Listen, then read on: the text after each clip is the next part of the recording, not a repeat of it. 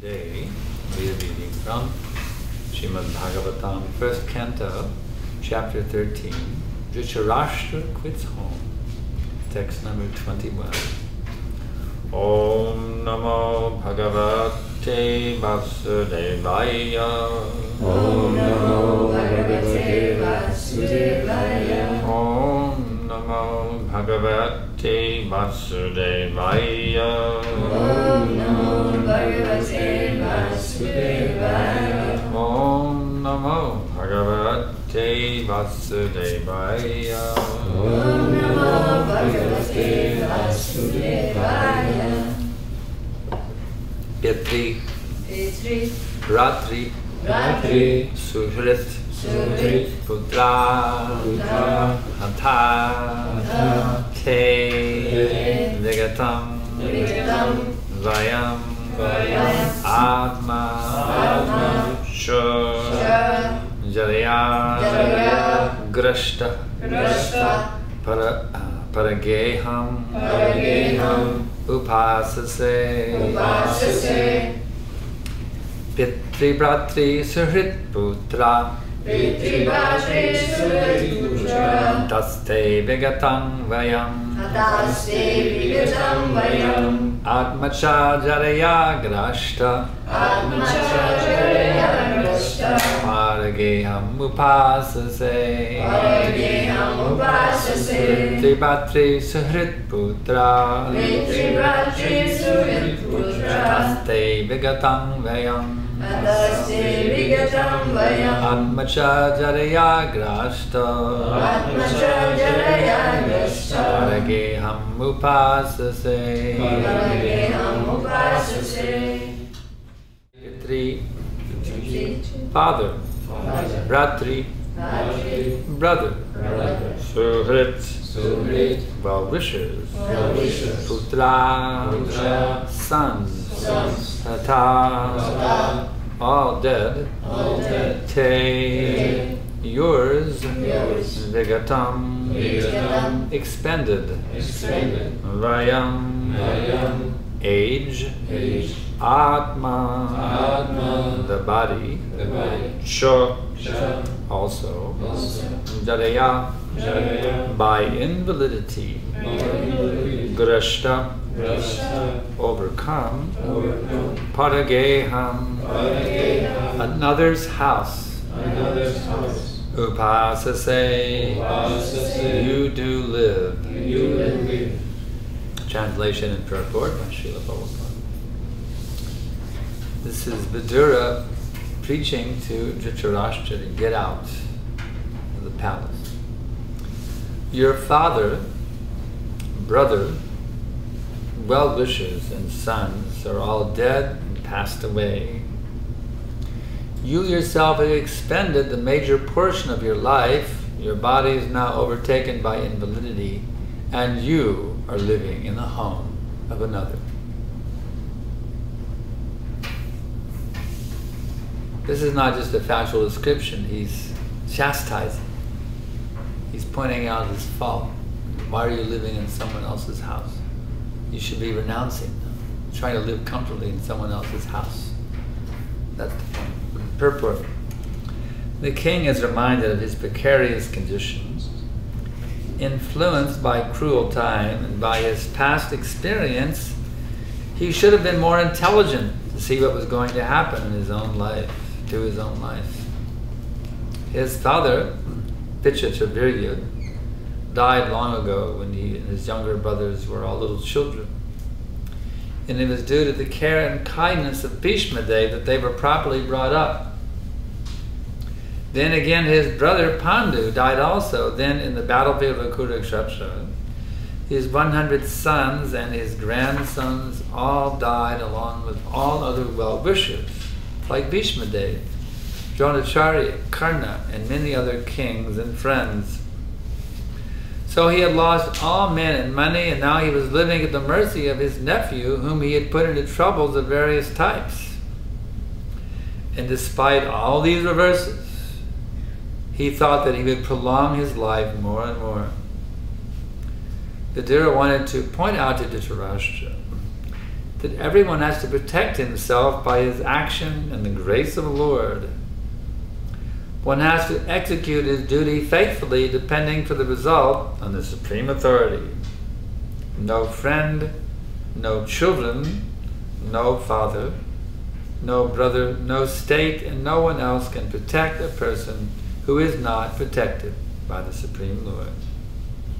One should therefore seek the protection of the Supreme Lord, for the human form of life is meant for seeking that protection. He was warned of his precarious condition more and more by the following words.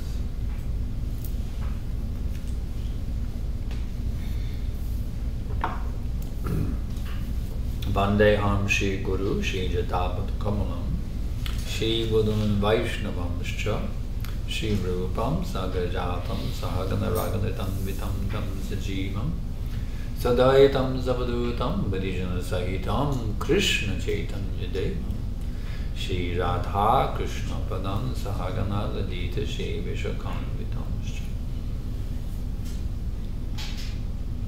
It's the fact that no one can protect you from death except for Krishna. Mare Krishna Rake Ke, Rake Krishna Mare Ke. When Krishna wants to kill you, nobody can protect you. When Krishna wants to protect you, nobody can kill you. So our foolishness is we try to get protection from death in so many other ways, which are actually false. Is it? It's called durashraya, false shelter. We try to get protection from the impending death through so many other techniques, but they never work. It's just hype, it's facade. The other techniques don't protect us from death. Because time and tide wait for no man. With every breath, in every rising and setting of the sun, you're being dragged to death. So instead of thinking that we can actually have happiness in this Marchaloka, this place of death, instead of foolishly thinking that I can be happy, which is insanity actually, the sages are telling us, do not be insane. Don't be a fool, don't be an idiot, don't be stupid. Come out of the darkness. Tamasi ma. You see, come and say no to the darkness. Tamasi ma. Jyotirgama. Come to the light. So that is Vedic culture. You see. Do not remain in the darkness. Now you must come to the light. The difficulty is we're attached to the darkness. We think it's very nice. It's like that novel written back in the 60s. I've been down so long, it looks like up to me. We take the suffering position in this material existence to be a place of happiness, a place of enjoyment. So we have to hear. We have to hear from Guru. We have to hear from sages. We have to hear from the pages of the Vedic wisdom. And realize the absolute futility of taking shelter of the dur-ashraya. There is ashraya and there is dur-ashraya. Dur means false and ashraya means shelter. So we need the actual ashraya. That is the lotus feet of Krishna, not the dur-ashraya. This realm is called Devidam, described in Brahma Samhita. Gorlokanani nijadamni tale natasya Devi mahesha haridam suteshu teshu te te prabhavanishayavvihachaschayena Govindam adi purusham tambaham bhajami. Lowest of all is located Devidam, the mundane world. Next above it is Maheshdam, the abode of Mahesh. Above Maheshbam is placed Haridam, the abode of Hari. And above them all is located Krishna's own realm named Goloka. I adore the primeval Lord Govinda, who has allotted their respective authorities to the rulers of those graded realms. So we should not be so carried away by attachment to this Devi Dham, our position here in Devi Dham. It's the lowest place. It's like a slum. Within the vast creation, this is the slum. This is the bad neighborhood, Devi Dham. A little better is Mahesh Dham, even better is Hari Dham, the ultimate place, that is Goloka, Krishna's abode. So we shouldn't be so worried about, so attached to this place. After all, when Mahavishnu inhales, this Devi Dham will be completely wiped out. Even at the night of Lord Brahma, there's a partial dissolution. This whole, even at the Brahma's night, you see, this planet will be finished. But to speak of the destruction, even the nighttime of Brahma, this planet is wiped out, you see. So we have to be a little bit sober, a little bit intelligent. We have to see what is the reality and put our faith in that place where we get the actual shelter. Krishna, Krishna, Krishna. We have to put our faith in Krishna. There's nothing in this material world that can help us. Only Krishna can help us. God, you see. Krishna, God. Krishna means God. He is Supreme God. So only by that shelter of Krishna can we actually get true happiness. The difficulty is so much bad association of people who have no faith in Krishna. They actually have no faith in Krishna. And by that bad association, we become polluted. We also begin to doubt Krishna. So that's why we have to become free from bad association and simply take shelter of those who have very, very strong faith in Krishna. You see? Because by that faith, Shuddha, by associating sadhu sangha with those who have faith, then we get faith. So that's the key, how to become strong in bhakti. You have to regularly associate with those who are strong in bhakti. And you become strong. It's a simple thing. Sangat sanjayate kama. This is described in Bhagavad Gita, chapter 2, text number 62. You develop your consciousness according to your association. So, if we associate with those who are caught up within the modes of nature, what is our position? We remain caught up in the modes of nature. If we associate with those who are situated beyond the modes of nature, you see, then by that association we become beyond the modes of nature. So Prabhupada has created a society which is actually beyond the modes of nature. You may say, well, I see so much nonsense sometimes going on. That means we're not fully into this society yet. We're still living in the periphery of this society, the ideal society created by Prabhupada. We're living in the periphery, you see. We haven't fully absorbed ourselves in ISKCON, the society that Prabhupada has created. The pure society of devotees, which Prabhupada has created. The impurities we see are just that's peripheral. But the actual society itself is pure, it's pristine. That society means the sangha of those persons who are strictly following these teachings. That is the meaning of ISKCON. This is the association of those persons who are strictly following Srila Prabhupada. So we take advantage of that actual ISKCON. You see. Now, at one time Prabhupada said miskan. Saying the nonsense we're doing, he said miskan. Prabhupada is very good at these kind of things. So we're missing the boat. So don't be a miskan devotee, you see, be an ISKCON devotee. Don't be on the Titanic, be in the lifeboat. So we have to get back into the actual society, the actual mood that Prabhupada created. We have to take, that Prabhupada instilled in the early followers of this movement. That mood we have to capture, keep in our heart. That mood of, I'll do whatever Prabhupada needs, I'm willing to do it, you see. I'll do whatever Prabhupada needs to be done, you see. Let my life be fully dedicated to doing whatever is required for this mission, that Prabhupada's mission, to be successful. How can I serve this mission in the best possible way? This is how we should be thinking. Not about our own so-called comforts. I guarantee you, if you absorb yourself in your own comforts, you'll never be comfortable. You cannot be comfortable when you place yourself in the center. You will not, you cannot, even if you become Brahmaji, even if by dint of great pious activities you become Lord Brahma, the Lord of the whole material world, you see. If you're thinking of your own comfort, you will never be satisfied. You'll never be satisfied.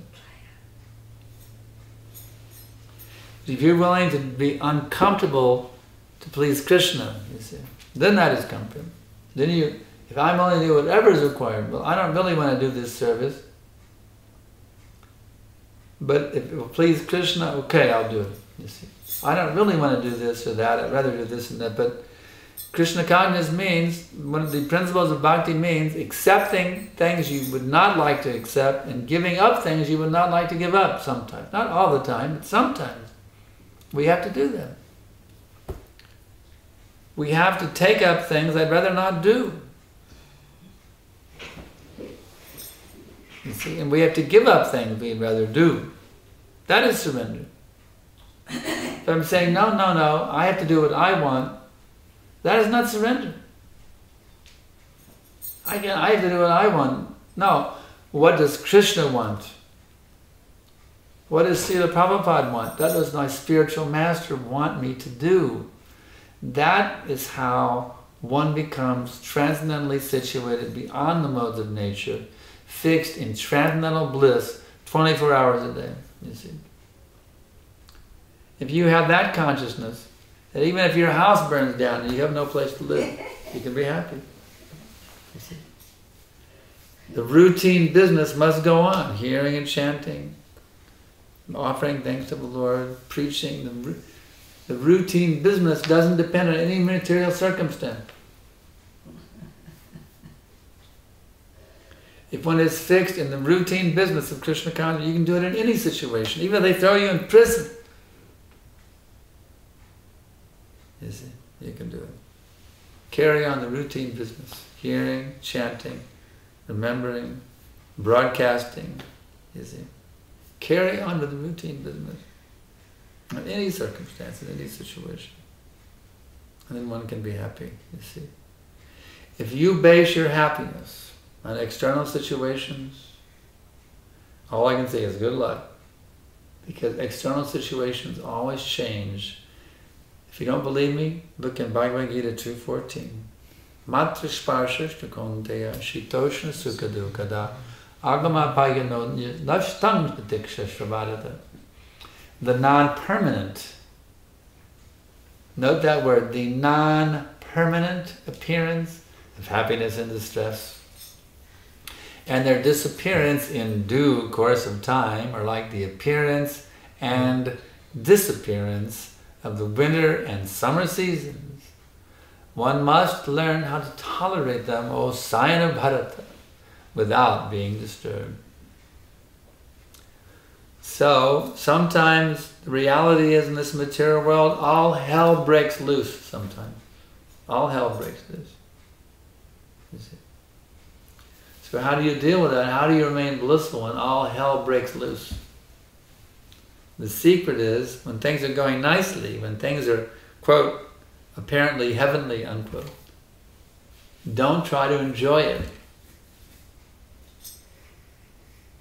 Don't try to enjoy it when things are heavenly. Always humbly think, everything must be for the pleasure of Krishna. He is the enjoyer, I am the servant. If you try to be the enjoyer when things are going heavenly, that heavenliness will not continue for long. It will turn into hellishness. And then if you have tried to be the enjoyer when it was heavenly, you'll be absolutely devastated, psychologically, emotionally devastated when hellishness comes. So do yourself a favor. Look out for your number one, yourself. We all think we're number one. In one sense we are. For ourselves we have to be. Look out for yourself. Do the proper thing. Do the right thing for yourself, you see. Always remember, I am a servant and Krishna is the enjoyer. I am simply the servant.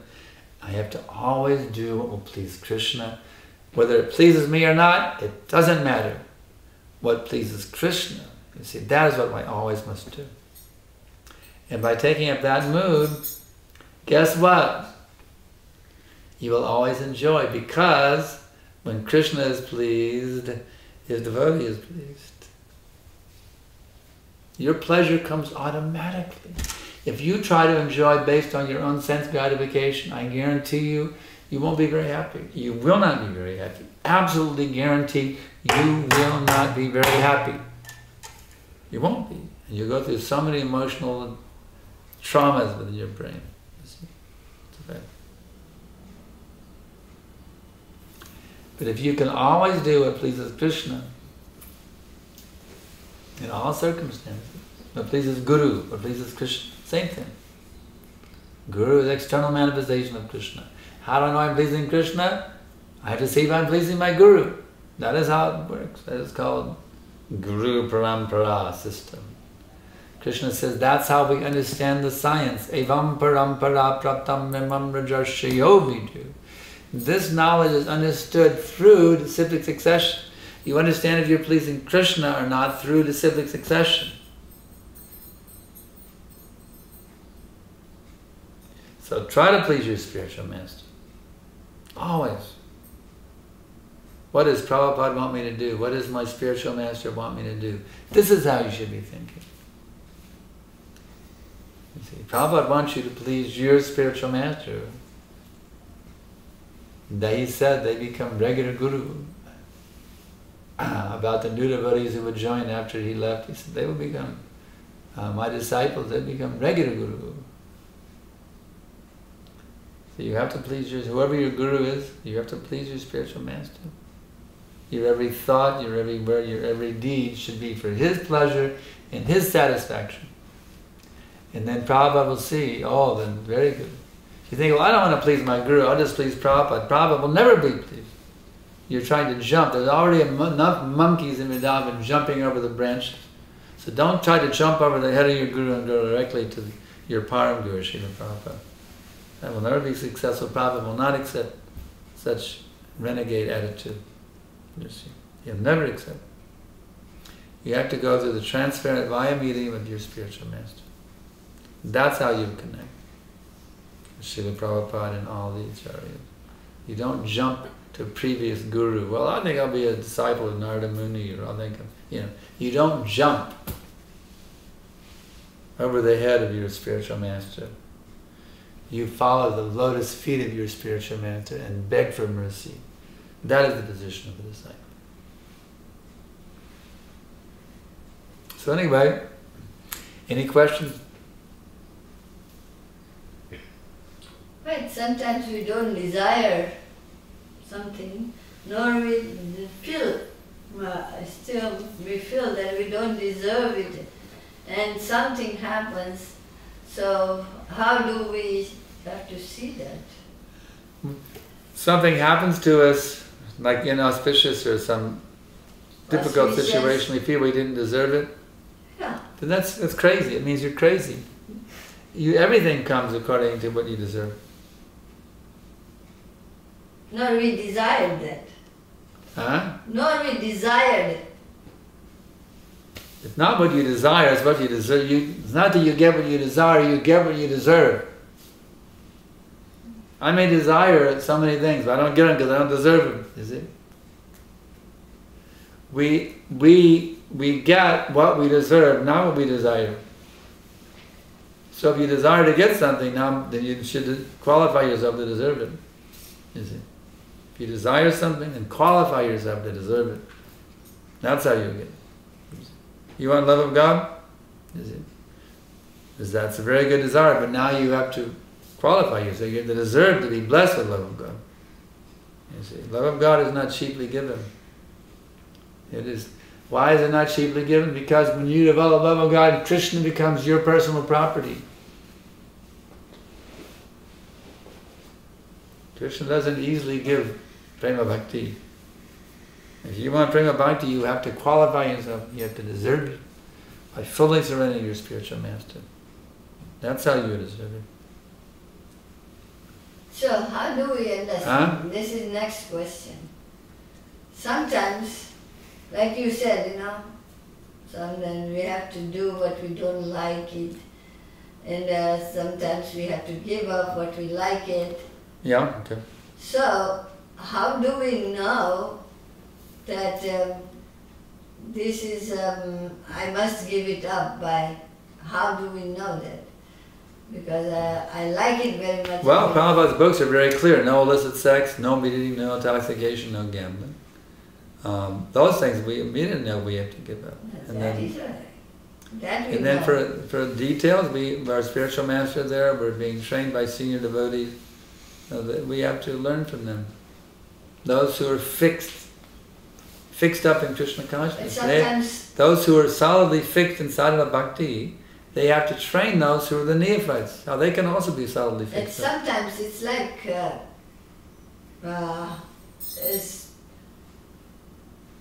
what is that word? Spontaneously, someone is telling us, don't do this, but we are reluctant to do. That's because we are impelled by the nodes of nature. A senior guru or a senior Vaishnava may give us an instruction that we're actually meant to carry out, but due to false pride, ahankara, we think, no. You see, I'll do just the opposite. Whatever they tell me, I will do the opposite. It's false pride. That's simply false pride. Well, even it may be from some neophyte. Can it be from some neophyte devotee also? The instruction? Yeah, someone says something, don't do this, and we do it. Well, Krishna's will can be revealed in so many ways. I mean, even Prabhupada took instruction from one pious Hindu gentleman. So how do we understand? This is my question. So how do we understand who to listen and who not to? What's right and wrong? Yeah. It's very simple. Tesham tatata yuktanam vajatam pratipurvakam dadami buddhiyogam tam yena mam utayanti te. To those who are constantly devoted and worship me with love, I give them the brains, how to know what's right and what's wrong. You see? I give them the brain, you see. And I give them the intelligence. So we have to sincerely engage in devotional service. 24/7. That's the key. We have to sincerely engage in devotional service 24/7. With our thoughts, our words, and our deeds. And by that sincere service, Krishna within the heart will enlighten us. But even when somebody is doing that, they will get the proper guidance. Somebody is sincerely doing that. But if they're not completely purely absorbed in bhakti, they're still trying to, squeeze a little more enjoyment out of the material energy, then they'll make mistakes. They'll do stupid mistakes. And so it's not an easy thing to come to pure bhakti mood. It takes time. So therefore, we have to be patient. The seniors who are training us have to be patient. We have to be patient also. The trainer and the trainee both have to be patient, because it takes time.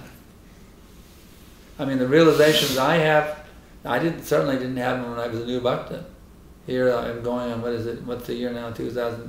I've been here for 42 years engaged in following Prabhupada's mission.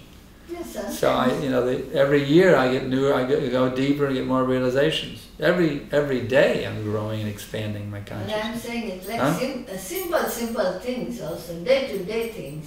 What about them? So how do we end up somebody saying that I must do this and I should give up my own false ego or take these instructions? Day-to-day thing. Day-to-day communications and things like that. What about it? That how do we understand that here is this guidance is correct and I must follow it, and if it's not, doesn't, then immediate result. How do we know if the trainer is training us properly? Yeah. Yeah. Well, Or the instruction I'm trying to from answer your this question now. We have to see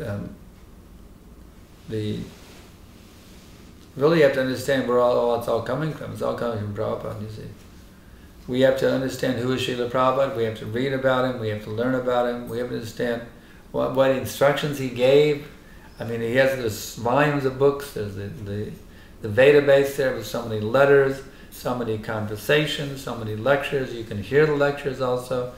You need to become well-read in Prabhupada's teachings. Sometimes we see that neophytes think they know Prabhupada's teachings well, and they really don't. Just like one boy wrote me the other day, he said, why Prabhupada never quoted the verse from Shankaracharya, Bhaja Govindam, Bhaja Govindam, Bhaja Buddhamati. He was wondering why Prabhupada never quoted it. Prabhupada quotes it again and again and again. But he thinks he's an authority on Prabhupada's teachings, even though he's completely wrong. So the neophyte devotees, they need to become well-read in these teachings. They need to read all of Prabhupada's books thoroughly. They should get Bhakti Shastri training, either in a class or online. Everyone should become solidly fixed up in what Prabhupada's teachings are. And then, when someone gives you an instruction, you can say, well, this is actually a bona fide instruction because this is fully in line with Prabhupada's teaching. No, my question is not that. Okay. No, let me put in an example so that maybe it can be, question can be clear. Just like somebody is on the roof, somebody is about to flying a kite on the roof, right? Yeah. Okay. And coming to the edge, and somebody is shouting from down, down, down, down. Stop. Yeah. And he gets all disturbed. Why are you yelling me to stop? I've been showing you whether he got yelling or he does not listen and goes down, boom. Yeah. Okay. So how to understand that the person who is shouting is correct? It's exactly what I just answered. You have to be well read in Prabhupada's teachings. That has nothing to do. It's a day-to-day activity. Try to understand. If someone tells me I should do something, then I can understand. If I'm well read in Prabhupada's teaching, and actually he's right. If someone tells me to smoke a cigarette, you see, then I know that's not right. I know. That is obvious. If someone tells me not to smoke a cigarette, I know that's right because I've read Prabhupada's books. That is obvious. Yeah. But something which is everything is the same principle. That's an example that applies to everything. You have to understand what is this, what is the actual system of sadhana bhakti? What is Prabhupada's instructions? What are Prabhupada's instructions? By understanding that, then you can judge if someone's giving, is this in line with Prabhupada or is it not in line with Prabhupada? And you can know whether it's bona fide or not. Immediately. I'm not talking about alignment with Prabhupada. Well, that's the whole point. We have to do everything in alignment with Prabhupada. That's the whole point. Don't you understand? We have to do everything in line with Prabhupada. That's our movement. Otherwise, it's ISKCON. You understand? Everything has to be in line with Prabhupada's instruction. Otherwise, the movement is a joke. It's finished. It's dead. A dead duck. Everything has to be in line with Prabhupada's teachings. And that's how I know if an instruction I'm getting is bona fide. Just like for initiation, those 13 questions, when do you reject a guru? There's such a thing as rejecting your guru. If your guru is not giving you Prabhupada's teaching, he's telling you to do something different than Prabhupada, then you reject your guru. You see? Guru is absolute, but then at the same time he's not absolute. He's absolute when he's purely presenting with Prabhupada's thought. Then guru is absolute. You have to fully surrender.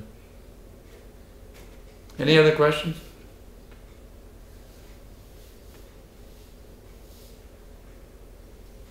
Yeah? Gurudev, you were talking about we should be willing to do whatever we want for Krishna, whatever our spiritual master Prabhupada wants for Krishna. So I was reading an article the other day by Karnamrita Prabhu about this term emergency devotional service, like doing the needful is what Prabhupada often called it. So he said that it's okay, to do the needful some point in time, but if we're not engaged according to our nature at some point in time, but if we're not what? Engaged according to our nature in devotional service, that a lot of times that leads to burnout and we kind of fall down. That's the responsibility of the spiritual master. That's the responsibility of the leaders to, as far as possible, engage the devotees according to their propensity. So the mentality of the one who is doing the engaging is, Prabhupada described this, I actually read it in his books. The attitude of the disciple is, whatever my authority tells me to do, I will do. But the authority, he has to think, how can I engage this person according to their propensities?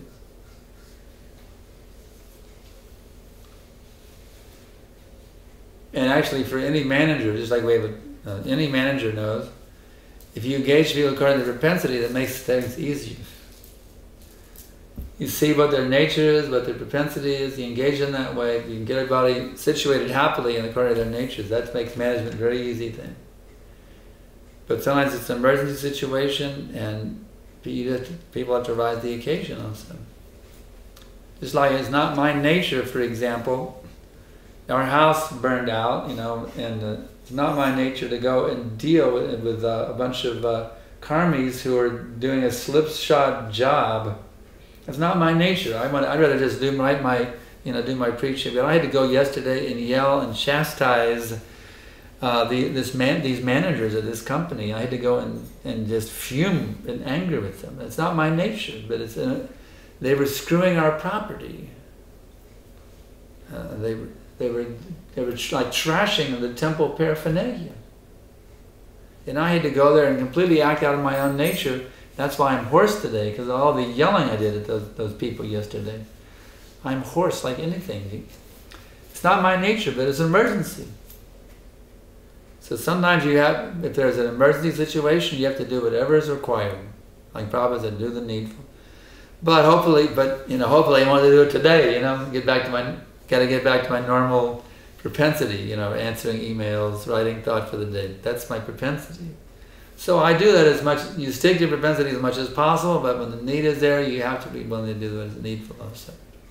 It's like some demon comes with a gun, well, it's not my propensity. I'm not going to deal with it. No. Some demon comes with a gun to shoot the devotees, and you've never been a fighter in your whole life, well, you got to have a new propensity all of a sudden really quick, because here comes a demon with a gun. You got to do something, So you have to be willing to do the needful, even though it's not your nature. But at the same time, you stick to your nature as much as possible. But whenever the needful is arise, you do it because that's surrender.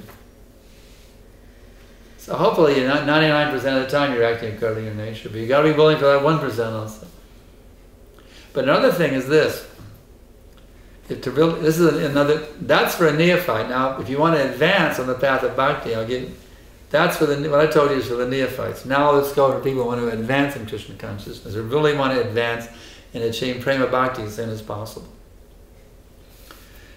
Just say, okay, my propensities, I'm going to stick them on the shelf over there. They're still there, but they're on the shelf over there. Now, whatever needs to be done, just engage me, you see. And by doing that, just like one of our godbrothers, he wrote, Sachinandana Swami, when he was a brahmachari, they sent him out on distribute books. And he was thinking, any service but this, please. Any service but going on distributing books. I'll do anything, I'll wash the dishes, just give me anything, but don't give me this. But still, they said, no, you must do this. But gradually he developed a taste. So that's another thing, you see. That's how you advance in Krishna consciousness.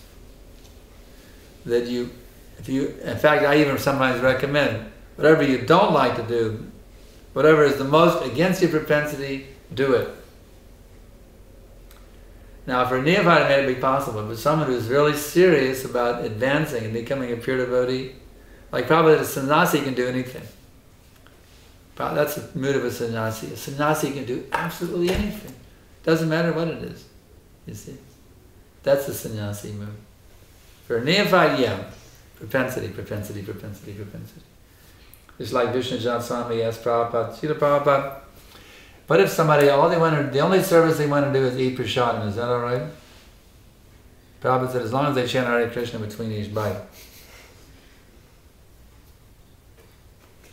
That's the mercy. So, but you don't remain a neophyte, you see. Don't remain a neophyte. You won't be happy. If you want to be happy in Krishna consciousness, you have to be always advancing. You see? If you don't advance, you will devance, whatever the opposite of advancement is. You will go down, you'll go backward. If you're not moving forward, you'll move backwards. You see? The most thing is staying in one place. If you're not moving forward, you're going to move backwards. It's like you're rowing a boat upstream. You see, until you finish an Nartanavritti, it's an uphill battle. It's an uphill battle. Now Prabhupada said after an Nartanavritti, it's automatic. But until we get freed of all those dirts in the heart, we have to struggle. We have to struggle. If you stop struggling, the material modes will take over you and they'll capture you. You have to struggle. The neophyte devotee must struggle to conquer his senses. So to take up any service, just like my godbrother Uttama Sloka Prabhu. He was, they gave him the service of cleaning the bathroom, the guest bathroom. People, having stool and urine regularly in the guest bathroom. It's his duty to keep it clean. Clean the bathroom. Ugh. But he said, okay, I'm going to surrender to this. He was his pride and joy to see a clean toilet. Get his hand in there and make it as sparkling clean. He became enlightened to do that. And he made great advancement. Later on he became a powerful leader in our movement, actually. He became a very big temple president. Prabhupada is very pleased with him. He had very exemplary program, 7 classes a day and preaching. He had a wonderful one. He became a very powerful, respected leader in our movement, but he began by washing that toilet. You see, by taking that toilet service very seriously, he advanced very quickly in Krishna consciousness. Even though it was not his propensity. He didn't say, oh, Prabhu, this is not my propensity. Let me just give Bhāgavatam class. I don't feel like cleaning the toilet. You see. He didn't take that. Huh. Yeah. Then I would think that if I were to go to the college and I have a propensity certain thing, I have a propensity certain thing, and I want to take I want to become a doctor, but I have a different propensity. And if what will happen if I want to be the doctor? Do I have to be engaged in my own propensity, or I will have to follow the professor? Well, why do you want to be a doctor if it's not your propensity? That's my question. So why do we Let me ask you this. Is it your propensity to be a doctor or not? So that's my question. Isn't that why we come to Krishna consciousness? No, wait, let me understand the example. Do you have a propensity to be a doctor? Whether I have it or not, do I have a propensity? Why do you want to be a doctor? You don't have a This is just propensity. an example. Okay, I'm trying to understand the example. Trying an example. We come to Krishna consciousness to become Krishna conscious, not to my propensity. Well, if you look in the Bhagavad Gita, Devi, Chatur Vidha Vidanti Manujana. Yes, Chaturvidha Bhajante. What is it? Not everybody comes to that. In the beginning, we don't come with the mood of pure bhakti. We come with material desires to get relief from distress, to improve our economic condition. But after many years. That's the reality. Our curiosity. That's not why we come. We don't come to become Krishna conscious in the beginning. That's later on, after we understand the urgent need to become Krishna conscious. That we don't originally come to become Krishna conscious. We don't join to become Krishna conscious. That didn't mean anything to us in the beginning, you see. We got some relief from distress, we got some improved our economic condition sometimes. You see, so there's different reasons we come. And once you get here, then if you hear the classes, you hear nicely, you sincerely, just be a decent person, basically. If you're just a decent person who learns how to reciprocate love with other people, then you will naturally understand that I have to become Krishna conscious. There's no other, you develop that goal. And when we come to Krishna movement of Krishna consciousness, then we know that movement is not going to give us the wealth. Now wait a minute. For me, I did. Now wait a minute. I was a vagabond wandering I'm minstrel. not talking about I got a place to I got a roof over my Jain. head. That was economic improvement. I'm not a Jain. I had no place to live, but I got a roof over my head and 3 meals a day. That was economic improvement for me. All right. Okay, you came for that. I did. It was economic improvement. But economic improvement, you came. But accordingly, you had to live according to the temple, not your way. Yeah, it's a fact. Yes. They asked me to sell my guitar to pay the rent. You I have did. to live I your sold my way. treasured Martin Not your 0018 guitar to pay the rent of the temple. That's Not your way.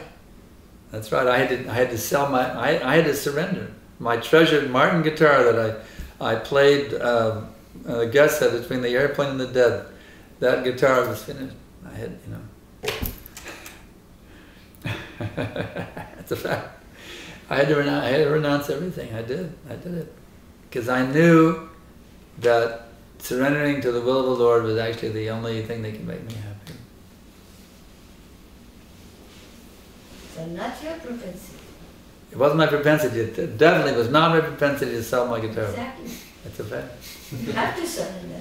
But I was If surrendering. you want something from somebody, to get that, you have to surrender. Whether it's money, or whether it's anything that you want from somebody, and you go to that person, you have to surrender to them.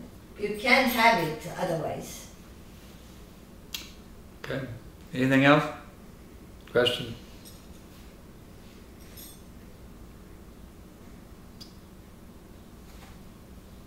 Yeah. Okay, he just beat you by a millisecond. Here, go ahead. But this propensity to be in your comfort zone is very deep rooted. So what is the process, how to rid out? What's the question then? He's saying that this propensity of acting naturally is deep rooted, so how to get it out? Actually, oh, wait a minute. Actually, we're meant to act naturally.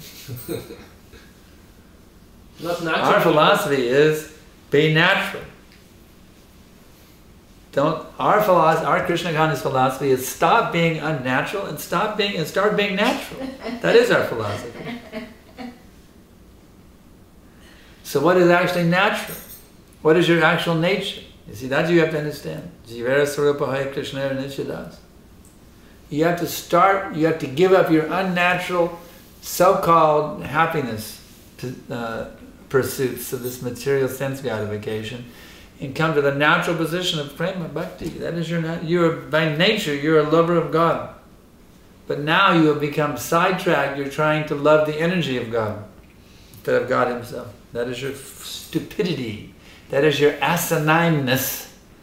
You're trying to enjoy which is not your property to enjoy. You see? So stop being unnatural. Start being natural again. And we'll teach you how to be natural. Being natural is ecstatic. Unnaturalness is miserable, and naturalness is full of unlimited nectar. And we will teach you how to become perfectly natural with every thought, word, and deed in all time, places, and circumstances. You are right. Now, what is your question? I say you are perfectly correct about that. Because we think this is my nature. You have a false understanding of what your nature is. You think we think our nature is to have sex with as many girls as possible. People think that's their nature. It's not your nature. That's the nature of an animal. You see? The actual nature is for one's heart to melt when he hears the holy name of God. That is the actual nature. Hare Krishna, Krishna Krishna, Hare Hare, Hare Rama, Rama Rama, Hare Hare. Okay, last question, that's it. All right, this is down at our head. This is the last one. Sri, can you tell more about types of association? Can I tell more about the types of association? Yes. Okay, there's 4 types of association. There's association of those in Shuddha Sattva, pure goodness.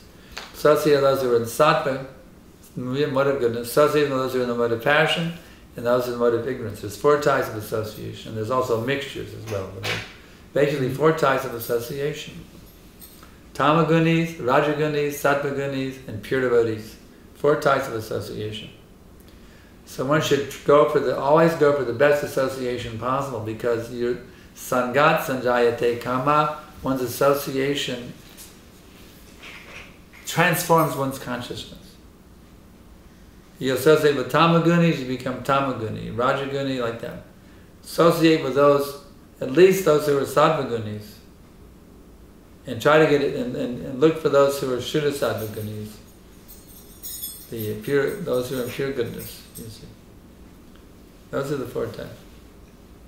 So who is the most purely serving Prabhupada? You see, let me find that person. Let me learn from that person. Let me study that person, his qualities, his characteristics. What is his nature? What is his mentality? You see, one should learn, one should seek out those who are advanced in Krishna consciousness and take advantage of that association. That's how you'll grow very quickly in this pathway.